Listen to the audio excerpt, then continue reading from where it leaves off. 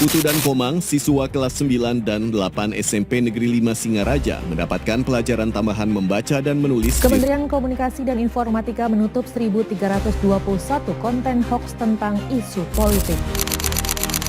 Masyarakat Indonesia tergolong rendah. Nah, mirisnya lagi, Lia dan juga pemirsa, meski minat baca rendah, masyarakat kita tercatat rata-rata berseluncur di internet.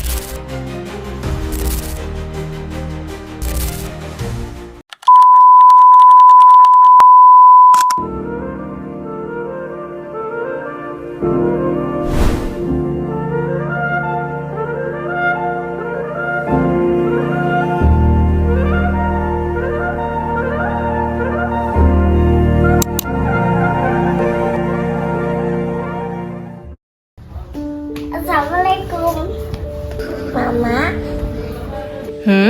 Kenapa sih kita harus baca buku? Soalnya di buku itu banyak pengetahuan dan informasi yang bisa Frasya dapatkan. Kenapa nggak lihat di HP aja?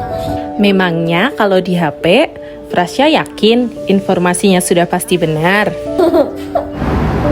Tentu banyak dari kita yang beranggapan literasi hanya sebatas membaca tumpukan buku di perpustakaan. Padahal, literasi bukan melulu soal itu. Literasi adalah bagaimana kita mengolah informasi yang kita baca, lihat, dan dengar. Literasi sebenarnya adalah hal paling alami yang terjadi di sekitar kita. Saat pergi ke warung dan membaca kandungan dari barang yang kita beli, saat menonton televisi, saat mengajari anak mengaji, kita semua sedang berliterasi. Literasi bukan hanya milik perempuan-perempuan berseragam atau anak-anak sekolahan. Ibu-ibu yang sibuk mencari resep makanan, mencari informasi tentang efek samping vaksin, mereka semua tengah berliterasi. Sejatinya orang Banyumas itu sudah mengenal literasi sejak zaman dulu. Bahkan dalam Islam pun mengajarkan umat Islam supaya membaca. Hal itu terbukti dari ayat yang pertama turun melalui Rasulullah SAW, yaitu Iqra, yang artinya bacalah. Pada dasarnya, literasi sudah mendarah daging dalam keseharian kita. Namun, kita tidak bisa menutup mata bahwa minat terhadap sumber bacaan fisik kini kian menurun. Di sekolah, tantangan ini terasa nyata. Di era digital saat ini, peran perpustakaan dituntut untuk melampaui batas-batas rak buku dan harus bertransformasi menjadi pusat informasi digital yang mampu menjemput minat generasi muda agar mereka tidak hanya cakap menggunakan gadget, tetapi juga cerdas dalam mengolah isi di dalamnya.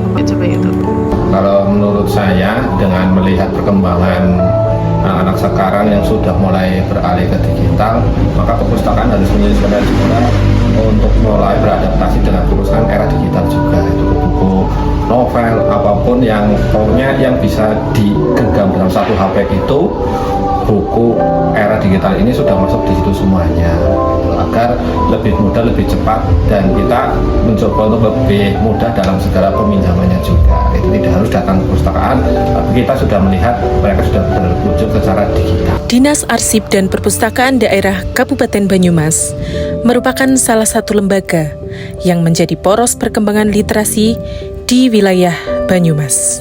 Melalui inovasi Tugu Baca yang berlokasi di area timur alun-alun Purwokerto, masyarakat kini dapat mengakses bahan bacaan digital secara gratis. Selain itu, inovasi perpustakaan Inyong Si Bintang 5 juga turut andil dalam menyediakan sumber bacaan yang akurat dan berkualitas.